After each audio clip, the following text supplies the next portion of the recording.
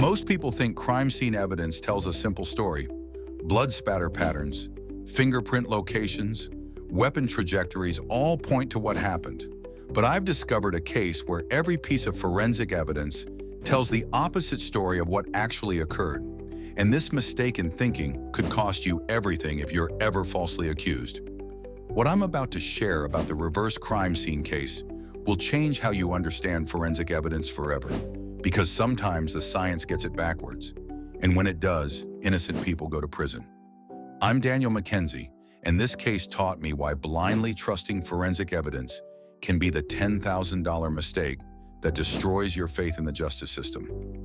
Thomas Bradley confessed to murdering his business partner, David Chen. 3 witnesses saw him commit the crime. The confession was detailed, voluntary, and consistent. Open and shut case, right? Wrong. Every single piece of forensic evidence contradicted the confession and witness testimony. By the way, everything I'm sharing comes from actual forensic reports and courtroom testimony included in my book, The Impossible Files. This case was studied by forensic science programs because it challenges the fundamental reliability of evidence analysis. Here's what Thomas confessed. He stabbed David during an argument, striking him twice in the chest, then fled immediately. 3 witnesses confirmed this sequence of events exactly, but the blood spatter analysis told a completely different story. The blood patterns on the walls showed David was stabbed while lying down, not standing during an argument. The spatter angles indicated upward strikes, not downward strikes from a standing attacker. The forensic evidence suggested David was already unconscious when he was stabbed, contradicting both the confession and witness accounts of a standing fight. Dr. Sandra Walsh, a blood spatter expert with 20 years of experience, testified that the forensic evidence was unambiguous and scientifically sound. The blood patterns could only have been created by someone stabbing a prone, unconscious victim. But Thomas insisted he stabbed David while they were both standing and arguing. The witnesses confirmed David was conscious and fighting back. Everyone's story matched except the physical evidence. The fingerprint evidence created another impossible contradiction. Thomas's fingerprints were found on the murder weapon exactly where you'd expect from someone gripping a knife for stabbing motions.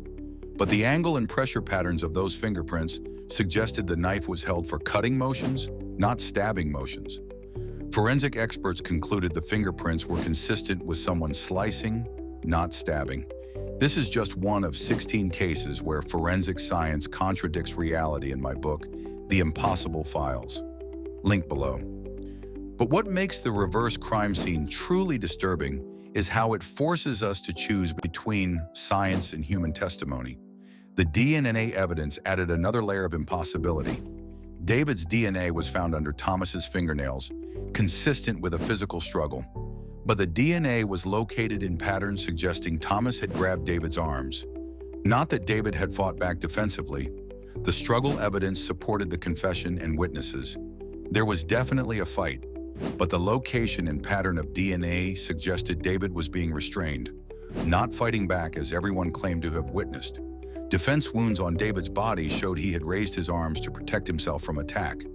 But the location of these wounds indicated the attacker was shorter than Thomas, striking upward, when witnesses clearly saw Thomas attacking from above during their standing argument. Every piece of physical evidence told the same impossible story.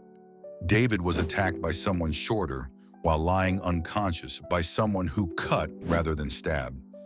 Despite 3 witnesses watching Thomas stab David while both men stood fighting, the forensic team ran every test multiple times: blood spatter analysis, fingerprint examination, DNA processing, wound pattern analysis.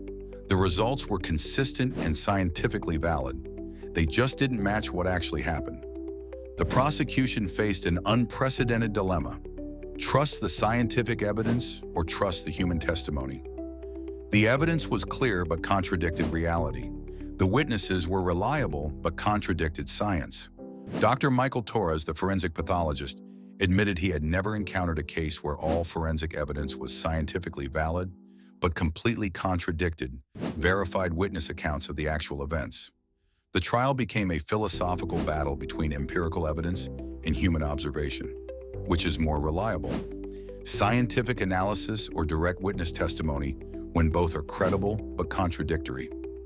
Thomas was eventually convicted based on his confession and witness testimony, but the contradictory forensic evidence was admitted to show the limitations of scientific analysis.